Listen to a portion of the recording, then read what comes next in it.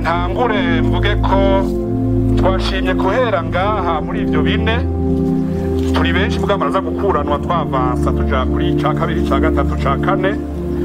Aha twahereye kugira mubone yuko twashikiye ku mitwe, turabona uduhuzu twa mbere mugabo bimwe nababwira vy'imashini yatsindagira vyerekana ko imitwe canke amagufa yacameneka ku buryo bw'imashini yaciye itsindagira ibivu.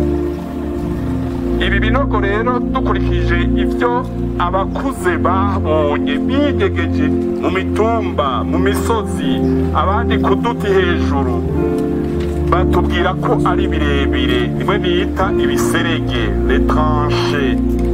Bisigura yuko twashimye kubibereka uno munsi tutaratangura kwimba, kuko bica bidusaba kumenya mbega iki kinogo ko tukirabiye ngaha twagitoreye ngaha tuzobandanya tuja hariya imbere canke tuzoja inyuma canke kitujana epfo canke kitujana ruguru.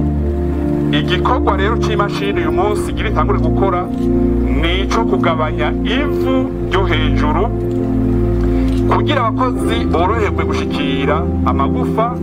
Tuza gukora ku buryo imashini itaza kwegera cane amagufa kuyamene kuko asanzwe yamwe yaramenetse.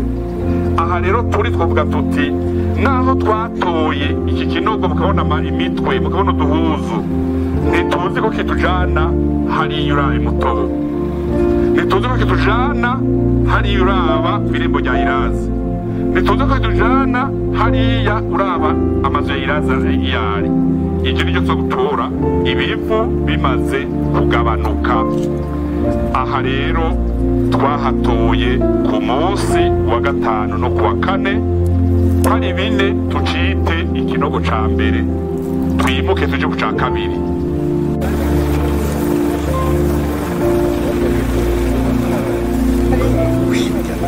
Naho nyine hari abantu bishwe bagihema, bagasuka ko ibivu bagihema, ku buryo usanga ku mutwe mu buryo no mu bavu hari ukuboko kwariko kuritakambira imbere y'uko ivu rimubuza guhema. Iki kinogo ni ca kabiri murirabira, na conyene ntituzi ko tukidujana epfo, ntituzi ko kidusubiza hariya canke bifatanye, ntituzi ko kitujana ruguru, ariko imashini iza kudufasha kugabanya ibivu. Abakozi les ouvriers bace boroherwa kwinjira gukora amagufa atamenaguritse canke imitwe itasubiye kumeneka kubera imashini twaje gukoresha, kuko aha haratandukanye no ku ruvubu. Ruvubu twabasanga hafi gusumba, kandi ruvubu hari ibivu vyoroshe gusumba, kandi ruvubu hariho n'imirima yatuma horoha. Nivyo twovuga mu majambo make ngaha.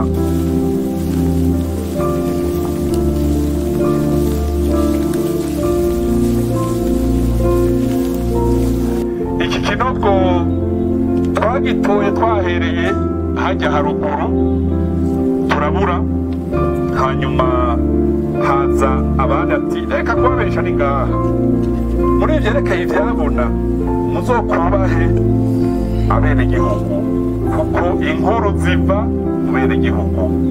Aha rero iki kinogo cyoco kiraboneka gusumba hariya mwabibonye, murabona ko twatoye amagufa, ngira murabona agashipi kamwe ka plastike ka kera, kaya gashipi abantu bakuze bafite imyaka 60 yirenga kagurirwa ku masoko ya kera, kandi kambara abasore n'inkumi barambara kaya gashipi. Naka plastike kadasaza twatoye no ku ruvubu, murakabona hariya gafise amabara yera hacamo amabara yirabura. Tuga dushipi twambaye abantu mu myaka 70-80 baratwibuka. Aha rero aho haraboneka bakuyeho no ngaha amagufa araboneka, na hariya muraribona.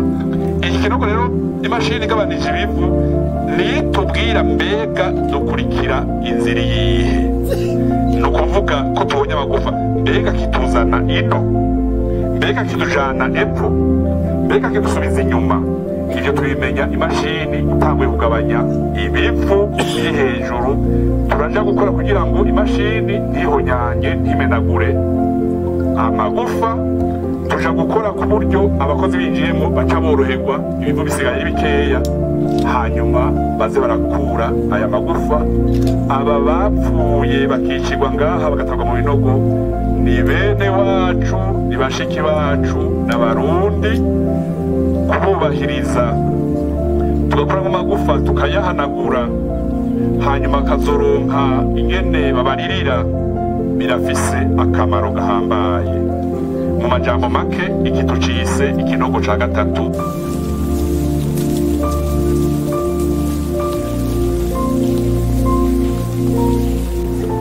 banyakoha mwese murabona kimwe ca kane iki kinogo ca kane kiri mu vyo twatoye kuwa gatanu ku mugoroba tumeze nk'abihebuye kubera kumanuka kumurondera ariko twarondera batubwira ati gerageza kubera naho nyine hari abantu bishwe bagihema bagasuka kuri ibivu bagihema ku buryo usanga ku mutwe mu buryo no mu bamfu hari ukuboko kwariko kuritakambira imbere y'uko ivu rimubuza guhema.